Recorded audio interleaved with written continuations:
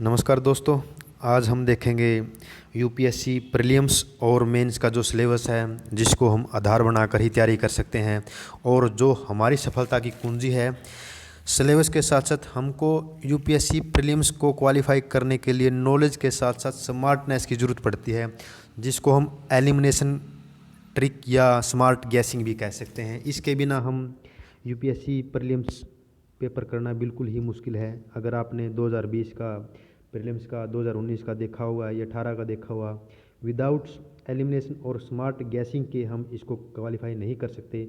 लेकिन सब ये हम कवर करेंगे, एलिमिनेशन ट्रिक क्या है और प्रीवियस पेपर कवर करेंगे। लेकिन उससे पहले हम सिलेबस देखते हैं जो यूपीएससी में इम्पोर्टेंट होता है।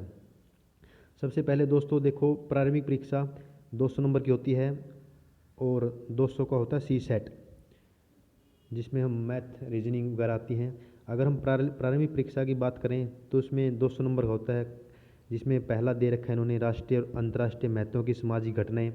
घटनाओं में क्या क्या हो सकता है, जिस प्रकार अंतर्राष्ट्रीय युद्धाभ्यास हो गए, अंतर्राष्ट्रीय संधि हो गई, अंतर्राष्ट्रीय कोई कानून हो गया, उससे संबंधित कुछ भी क्वेश्चन हो सकता है। मतलब ये मैक्सिमम करंट अफेयर से ही संबंधित होता है। दूसरा हमारे पास है भारत का इतिहास और राष्ट्रीय आंदोलन।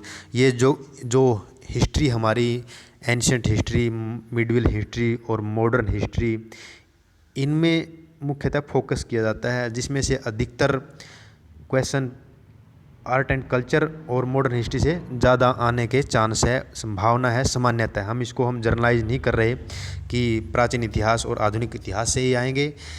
अगला पार्ट हमारा भारत और विश्व भूगोल, जिसमें भारत और विश्व का प्राकृतिक, सामाजिक और आर्थिक भूगोल होता है। नेक्स्ट हमारा पार्ट है पॉलिटी का, भारतीय राज्यतंत्र और शासन, संविधान, राजनीतिक प्रणाली, पंचायती राज, लोकनीति, अधिकारों संबंधी मुद्दे। अगर हम सिलेबस को गहराई से समझे, जो सिलेबस यूपीएससी ने दे रखा है, और इसी को आधार बना के सोचें। ये वैसे तो सिर्फ थोड़े से शब्दों में लिखा हुआ है, अगर इसको समझने के ऊपर आए हम तो ये सिलेबस बहुत ज़्यादा साबित होता है, जिसमें हर सब्जेक्ट लगभग कवर हो जाते हैं। नेक्स्ट हमारा इकोनॉमी से रिलेटेड है, जिसमें आर्थिक और सामाजिक विकास, सतत विकास, गरीबी, समावेशन, जनसांख्यिकी, सामाजिक क्षेत्र में की गई पहले। नेक्स्ट हमारा है पर्यावरण पारिस्थितिकी, जैव विविधता, मौसम परिवर्तन संबंधी सामान्य मुद्दे, और इनके अतिरिक्त विशेषज्ञता आवश्यक नहीं है।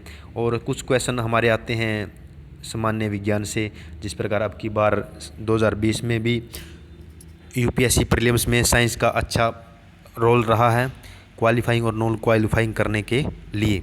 दोबारा हमारा सेकंड पेपर है, सी सेट कहते हैं हम इसको। इसमें मुख्यतः मैथ, रीजनिंग और डाटा से संबंधित क्वेश्चन और कंप्रीहेंशन जो बाइलैंग्वेज होते हैं वो आते हैं 200 नंबर का, जिसमें सी सेट क्वालिफाइंग होता है, अर्थात नेगेटिव मार्किंग को हटाकर एक विद्यार्थी को 66.00 अंक लेने होते हैं। लगभग ये लगा लो 67 नंबर लेने होते हैं। जिस बच्चे को 67 नंबर आते हैं उसी को ही जीएस पेपर 1 चेक होता है, और जीएस 1 की जो मार्किंग होती है, कट ऑफ होती है, उसके आधार ही बच्चा प्रीलिम्स क्वालिफाई करता है। लेकिन सबसे इम्पोर्टेंट है, विद्यार्थी को सी सेट को इग्नोर नहीं करके चलना होगा, तभी वो क्वालिफाई करते हैं। क्योंकि बहुत से विद्यार्थी जिनकी तैयारी अच्छी है और लेकिन वो सी सेट को लापरवाही से लेते हैं और जीएस में 125, 120, 110 स्कोर कर देते हैं, लेकिन सी सेट में वो 66-67 नंबर नहीं ले सकते, जिसके कारण वो प्रीलिम्स को क्वालिफाई नहीं कर पाते। इसलिए दोस्तों आपसे निवेदन है, आप प्रीलिम्स जीएस के साथ साथ सी सेट के ऊपर भी फोकस करें। लेकिन जिस बच्चे का सी सेट बिल्कुल ही शून्य है, कमज़ोर है, मैथ रीजनिंग नहीं आती, उसको स्टार्ट्स में लेकर चलना होगा 1 घंटा 1.5 घंटा, और जिसको सी सेट अच्छी है वो लास्ट के 1 मंथ में भी कवर कर सकता है। धन्यवाद दोस्तों। अब नेक्स्ट वीडियो में हम जो यूपीएससी मेंस का सिलेबस है उसको कवर करेंगे, और लगे रहो, जुटे रहो, अपने धैर्य को बनाए कर रखें। धन्यवाद दोस्तों।